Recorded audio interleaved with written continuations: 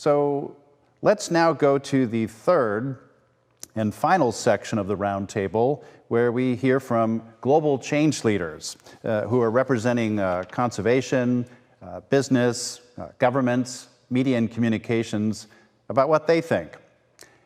Our first voice, video recorded especially for today's event, is that of conservation's most famous of leaders, Miss Jane Goodall. Can we hear from Miss Dr. Goodall now, please? Hello. First of all, let me say how honored I feel to be invited to address this gathering. As we all know, the environment of our planet is facing unprecedented challenges, and the tragedy is we brought them on ourselves. As you may know, I spent many years studying our closest living relatives, the chimpanzees. They're like us in so much of their behavior, but there's one huge difference: the explosive development of our intellect. Chimpanzees and other animals are far more intelligent than we used to think, but they can't match the brain that's led, among other things, to the technology that's enabling us to speak to each other from different corners of the planet. And I think that this was at least in part triggered by the fact that at some point in our evolution, we developed a spoken language. A language that enables us to share information about things not present, make plans for the distant future, and bring people together with different skills to discuss problems and find solutions. So, isn't it bizarre that the most intellectual being to ever walk the planet is destroying its only home? It seems that there's a disconnect between the clever brain and the human heart, where poetically we seek love and compassion. We make decisions that lead to short-term gain at the expense of protecting the environment for future generations. We've embraced the ridiculous idea that there can be unlimited global economic development on a planet with finite natural resources and a growing population. There are getting on for 8 billion of us today, and already in some places we're using up precious resources faster than nature can replenish them. It's estimated there'll be closer to 10 billion of us by 2050. What'll happen if we carry on with business as usual? This COVID-19 pandemic has caused so much suffering, loss of life, loss of jobs, and economic chaos.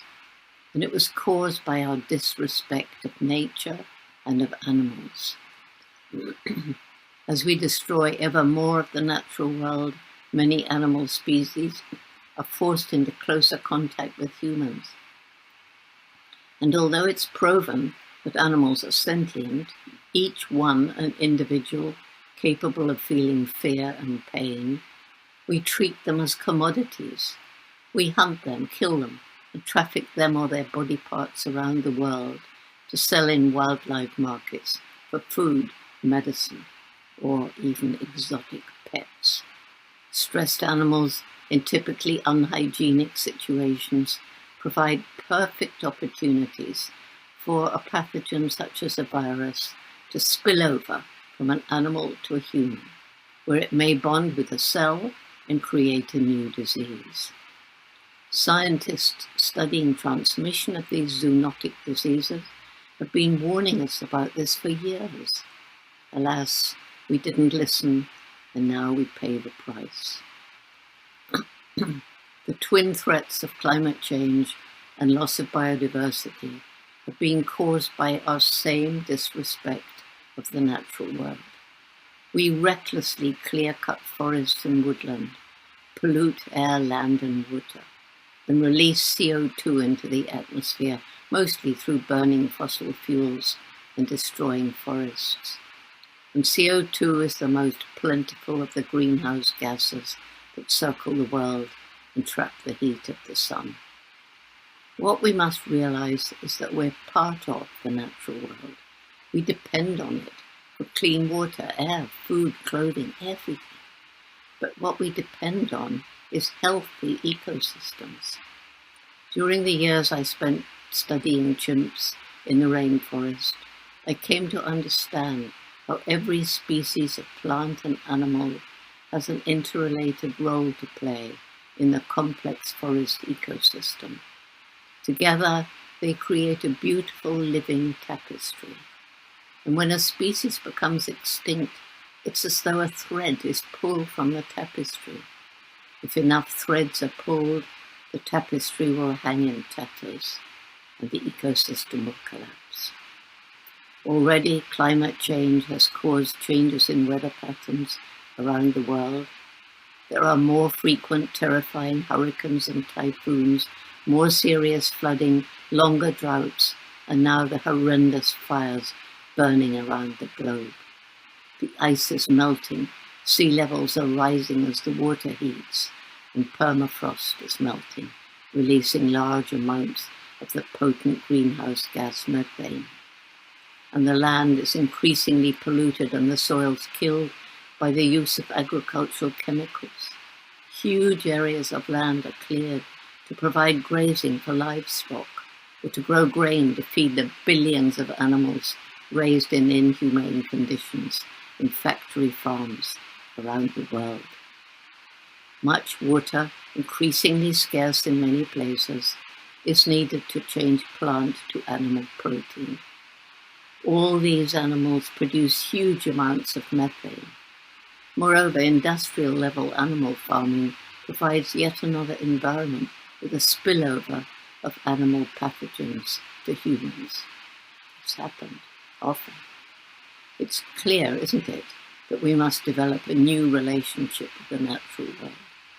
We need to reduce the unsustainable lifestyle of those in affluent communities. At the same time, we must alleviate poverty. When you're really poor in a rural area, you'll cut down the last trees in your desperation to get more land to grow food or make money from charcoal. In an urban area, you buy the cheapest food.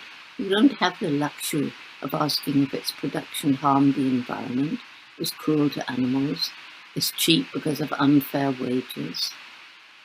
It's absolutely vital that we protect the natural world, restore biodiversity, ban factory farms, wildlife markets, animal trafficking, and unsustainable commercial fishing. Replace industrial farming with organic regenerative farming, permaculture, and small family farms.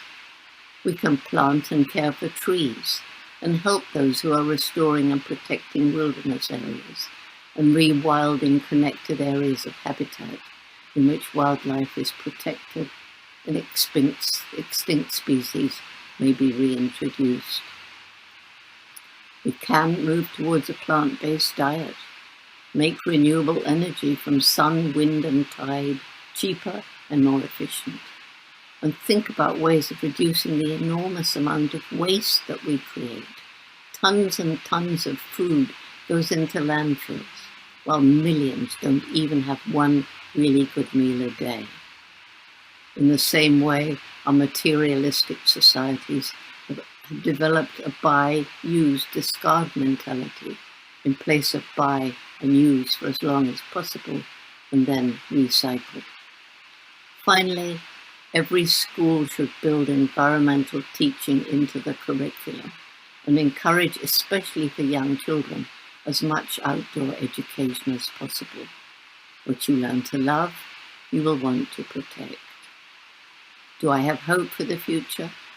If we get together, use this God-given intellect of ours, along with our power of speech, to develop a definition of success that is not based on acquisition of wealth and power, but on leading a meaningful life, having enough but not too much.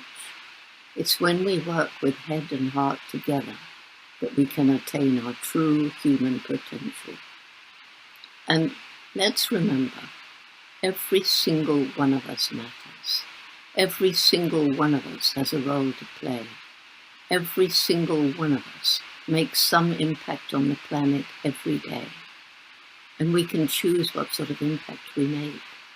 Millions of small ethical choices in how we live, made by millions of people around the globe, moves us towards a better world. We know what we have to do.